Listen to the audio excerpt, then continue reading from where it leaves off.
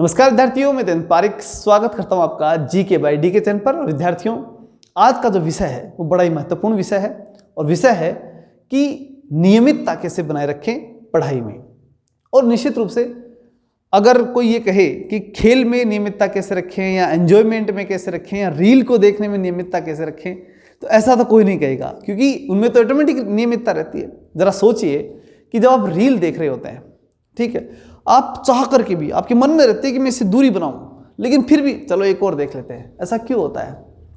क्योंकि वो एक इंटरेस्टिंग चीज है, और जब इंटरेस्टिंग चीजें हुआ करती है ना, तो वहां पर निश्चित रूप से आपकी रेगुलरिटी बन जाती है और नियमितता बनी रहती है। जितनी इंटरेस्टिंग चीज उतना ही क्या रहती है, नियमितता रहती है। इसलिए सबसे पहली बात कि नियमितता के लिए सबसे पहले सबसे इंपॉर्टेंट चीज तो क्या है? इंटरेस्ट। वो आप में हमेशा रहना चाहिए कि आप हमेशा अपने विषय, अपनी पढ़ाई, उसके प्रति इंटरेस्टेड रहें। लेकिन सबसे बड़ी समस्या यहाँ की अटक जाती है कि पढ़ाई में इंटरेस्ट नहीं बन पाता, तो क्या करें? तो उसके लिए कुछ महत्वपूर्ण उपाय लेके मैं आया हूं, तो ध्यान से सुनेगा और अच्छे से इस बात को समझने के बाद निश्चित रूप से मुझे पूरा विश्वास है कि आपको बड़ा लाभ मिलेगा। इसलिए ध्यान से इस बात को सुनिएगा। सबसे पहली बात कि हमारे जीवन में जब हमने बीएड की थी, आप सबने की थी, हमने भी की थी, तो जब बीएड की थी तो उस समय एक बात जरूर पड़ी थी। क्या? वातावरण और आनुवंशिकता, ये मनुष्य का निर्माण करती है, विकास करती है। अब आनुवंशिकता तो आपके और मेरे बस में है नहीं, लेकिन वातावरण तो है। तो इसलिए सबसे पहला प्रयास आप करें कि ऐसा वातावरण ढूंढें जहां पढ़ाई हो रही हो, या पढ़ाई कर पाए, या पढ़ाई एक अच्छे वातावरण में चली जाए। यानी कि ऐसे लोग जो पढ़ रहे हैं, वास्तव में सीरियस हैं, वास्तव में पढ़ना चाहते हैं, उन लोगों के संपर्क में आइए, उनके साथ वातावरण स्थापित कीजिए। निश्चित रूप से बहुत बड़ा लाभ होगा, क्योंकि वो बोलते हैं ना, एक को देख के दूसरे का रंग बदल जाता है, तो रंग बदलना शुरू हो जाता है और बहुत बड़ी बात होती है वो। इसलिए एक चीज सबसे पहले अपनाइए, वो है वातावरण। अब इसके लिए प्रयास के रूप में हम देख सकते हैं कि अगर कोई गांव में है या कहीं बस्ती में है, तो और वहाँ लाइब्रेरी नहीं है, तो वहाँ एक रूम ले सकते हैं और एक अपने ही जैसा एक मित्र अपने साथ रख सकते हैं, और वो 2 जने बैठ करके, क्योंकि 2 से ज़्यादा कभी मत लेना, 2 मित्र हो पढ़ने के लिए काफ़ी हैं, और उसके बाद पढ़ाई शुरू करें। निश्चित रूप से अच्छा लाभ मिलता है और पढ़ाई शुरू हो जाती है, एक अच्छे रूप में स्टार्ट होती है।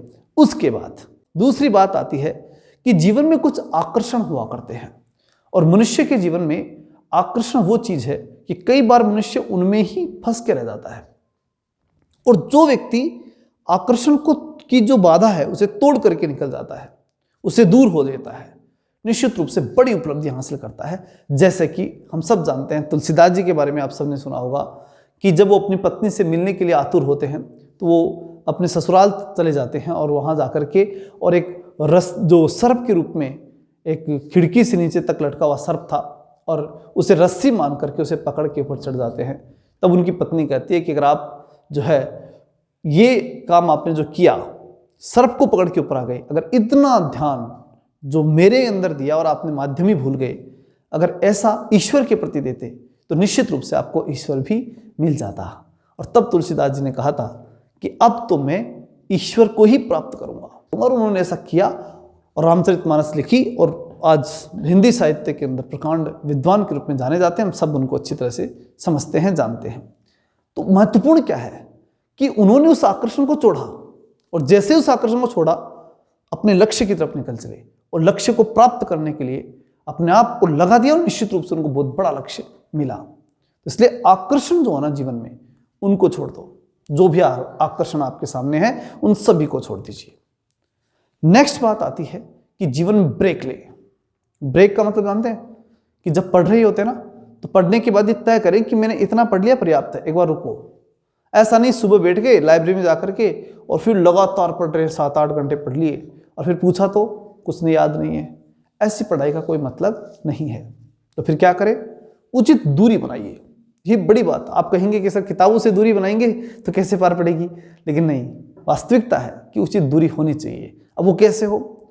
एक उदाहरण के रूप में मैं समझाता हूँ। हम सबके जीवन में आता है कि जब लड़के और लड़की की सगाई होती है ना, तो वो फोन पे जब बातें करते हैं तो काफी समय लगाते हैं, और उनको मालूम ही नहीं पड़ता, इतना टाइम लग जाता है कई बार तो।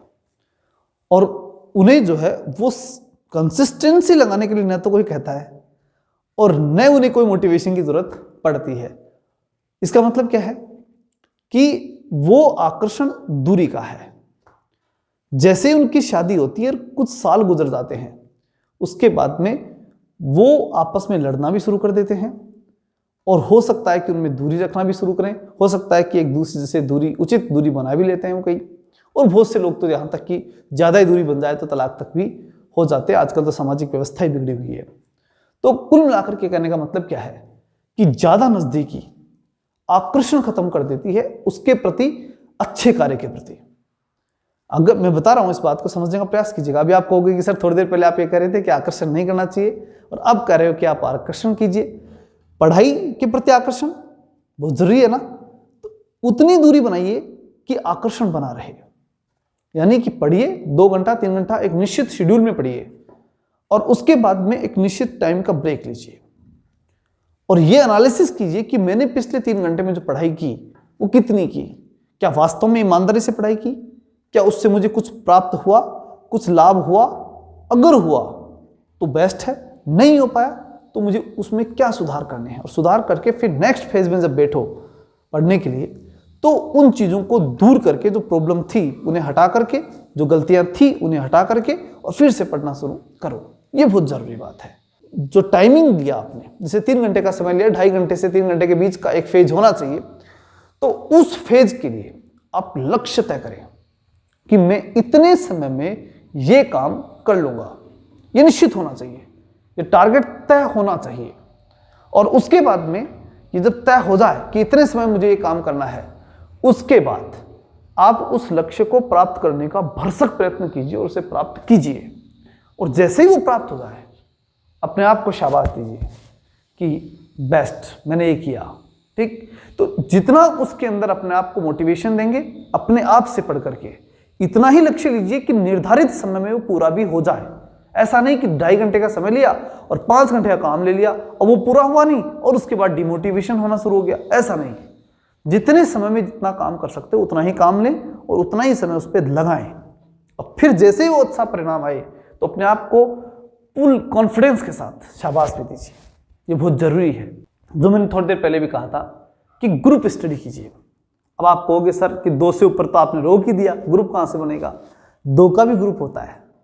एक कहावत है राजस्थानी में, 1 में नींद, 2 में पढ़ाई, 3 में बात और 4 में लड़ाई। ये बात मैंने पहले भी एक बार यूट्यूब में बताई थी। ये बहुत महत्वपूर्ण बात है। इंपॉर्टेंट है कि जब अकेला व्यक्ति पढ़ता है ना तो उसका मन नहीं लगता। तो 1 में तो क्या आएगी? नींद। 2 में होगी पढ़ाई, क्योंकि 2 सिर्फ पढ़ने के लिए काम कर सकते हैं। जब बात भी करेंगे तो कितनी करेंगे? 3 में बात, 3 में एक बात पूरी करके छोड़ेगा, दूसरा करने लग जाएगा, दूसरा छोड़ेगा, तीसरे करने लग जाएगा, तो 3 में बात और 4 में लड़ाई। 4 जब जो हैं होंगे तो वो 2-2 के ग्रुप बन जाएंगे और उनमें लड़ाई शुरू हो जाएगी। इसलिए ग्रुप स्टडी करें, 2 तक पर्याप्त है, ठीक। उसके बाद अंतिम रूप से अगर हम ध्यान दें तो एक बहुत ही महत्वपूर्ण चीज होती है आत्म परीक्षण। जो मैंने बताया भी आपको कि पूरे दिन में तय कीजिए कि आपने जो टारगेट लिया था, पूरे दिन का लक्ष्य तय किया था कि आज के दिन में मैं ये काम करूंगा, इतनी पढ़ाई होनी चाहिए, उस लक्ष्य को आपने अचीव किया या नहीं किया? अगर नहीं किया तो क्या कारण था? क्या हमने ज़्यादा टारगेट तो नहीं ले लिया? तो सबसे पहले तो ये देखिए कि ज़्यादा टारगेट लिया है तो उसको उठा दो, क्योंकि ज़्यादा टारगेट लेकर के वो पूरा नहीं कर पाते तो डीमोटिवेशन होगा ही होगा, और डीमोटिवेशन ऑटोमेटिक कंसिस्टेंसी को तोड़ेगा, नियमितता को तोड़ देगा। इसलिए बहुत जरूरी है कि ये काम तो पहले करो कि ज़्यादा टारगेट तो नहीं लिया, निर्धारित समय और निर्धारित ही टारगेट, और उसको पाने की क्षमता पूरी ईमानदारी से लगाइए। और उसके बाद में भी अगर कोई प्रॉब्लम आ रही है कि हम नहीं कर पा रहे तो उस पर पूरा ध्यान दीजिए और विचार कीजिए कि हम ऐसा क्यों नहीं कर पा रहे, और उसे सुधार कीजिए और उसे सुधारते हुए आगे लगातार बढ़ते चले जाइए। ये वो प्रयास हैं, वो साधन हैं जिनके माध्यम से आप अपनी पढ़ाई को नियमित कर सकते हैं, रेगुलेट कर सकते हैं, और इस प्रकार से रेगुलेट कर सकते हैं कि आपके कंट्रोल में रहेगी पढ़ाई और आपको फुल कॉन्फिडेंस रहेगा कि हम जो पढ़ रहे हैं उसके माध्यम से हम सिलेक्शन ले लेंगे। ये बात निश्चित रूप से हो जाएगी। चलिए मिलते हैं नेक्स्ट टाइम में, तब तक के लिए जय हिंद, जय भारत।